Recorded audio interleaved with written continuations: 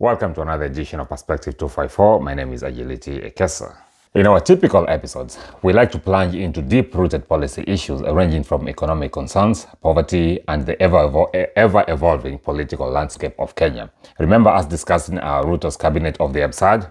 Well, that's one of those issues. However, today marks a detour from our normal discussion. We set our spotlight on a rather captivating personality, Ababu Namwamba. Niko juu ya mwamba, na mwamba juu yangu. You know the joke? Mr. Ababu has found himself amid yet another storm. Although typically surrounded by personal controversies, this time it is a different kind. Ababu Namwamba, a guy once described by Andrew Kibe as the most dick-driven mofo in Kenya, finds himself at the very center of some unwanted attention again. And ironically, this time it has nothing to do with his, you know what I mean, right? So, shida iko wapi this? Apparently, the good lawyer has been sleeping on the job. Pun fully intended.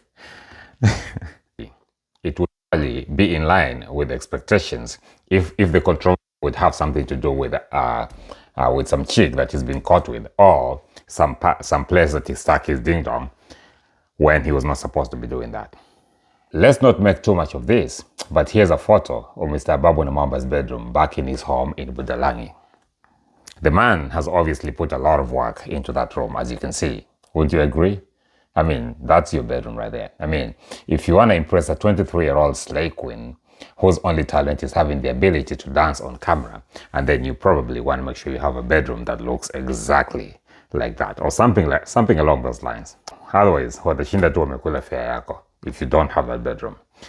Maybe the reason our athletes are being abandoned on the international stage is because the good cabinet secretary for sports, Mr. Namwamba, only plays on the local stage, if you know what I mean.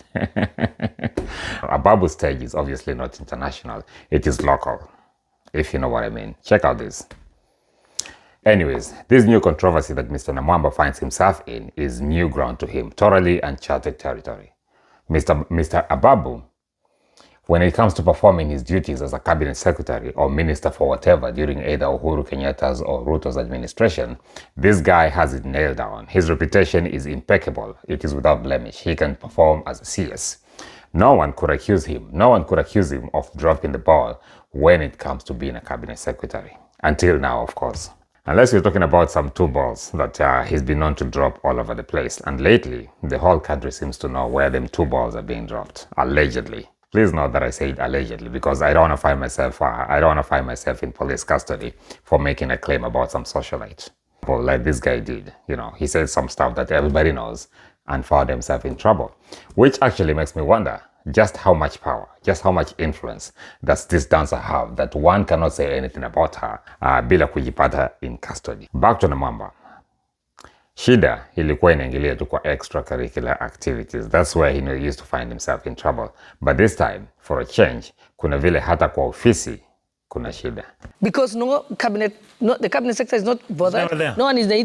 I'm the one who's hosting them in my house. And when they tell you the horror stories of what happens to them, they fly economy.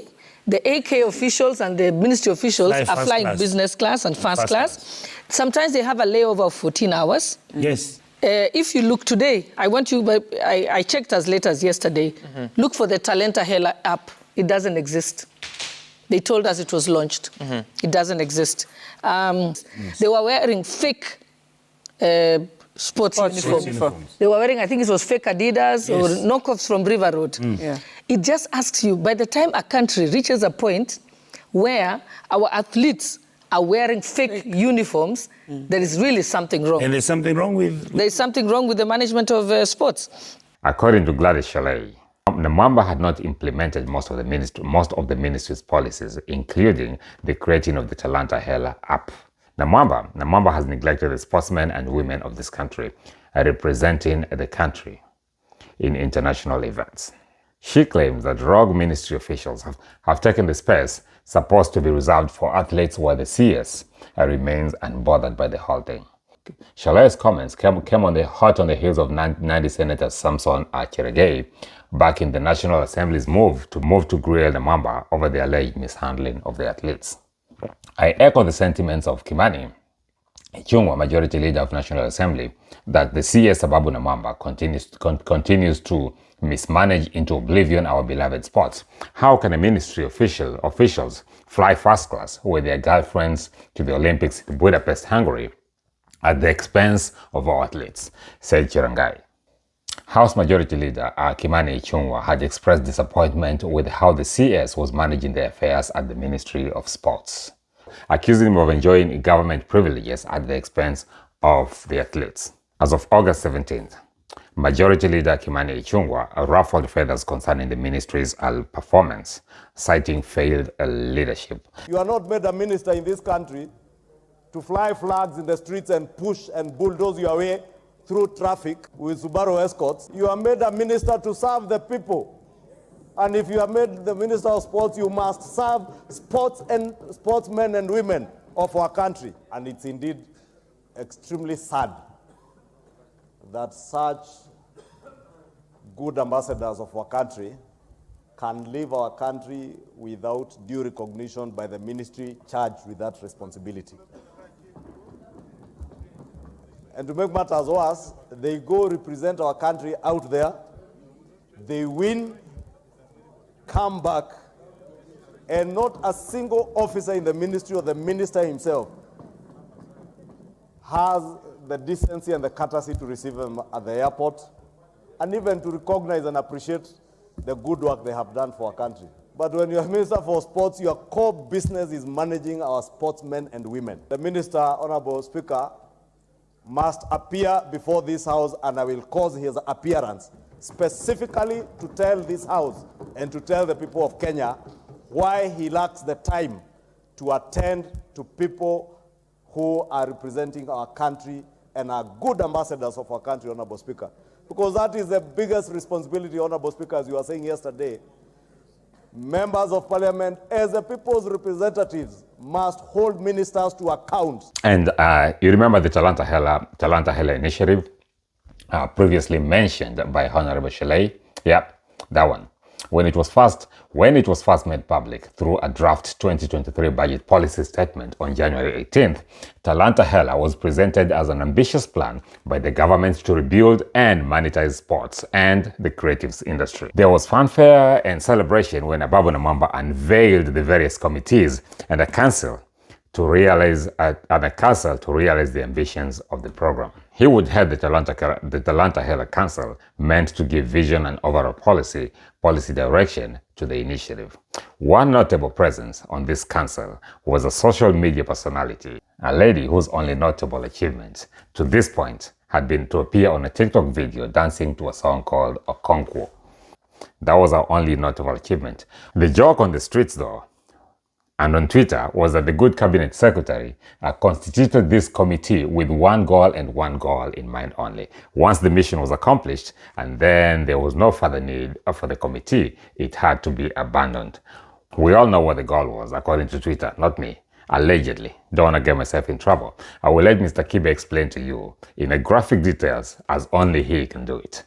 Ababu Namwamba, the most dick-driven we have in Kenya. As the other day, we drool over her here because of her tits and her ass. Then she's been given a job by the government. We like her because of her dancing. Sasa Ababu imebidi employ watu wengine 15 just to get to Aziad. Ababu.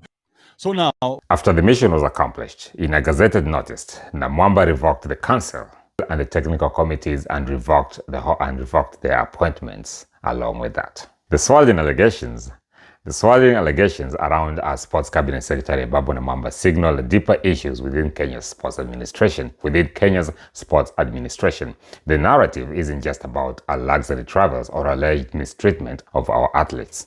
It is about accountability and welfare of those who dedicate themselves to represent our nation on the world stage. It is crucial that as the story unfolds, the focus remains on justice, fairness, and ensuring a better transparent system to our athletes in the future. As the country reckons with these allegations, it is crucial that the claims are probed with the utmost transparency. The results of this scrutiny will not only shape the trajectory of sports in this country, but will also influence the dreams and ambitions of its athletes for years to come. And with that, ladies and gentlemen, this has been Perspective 254. My name is Ajelichi Kesa. Let's meet up for the next episode. It's been a pleasure.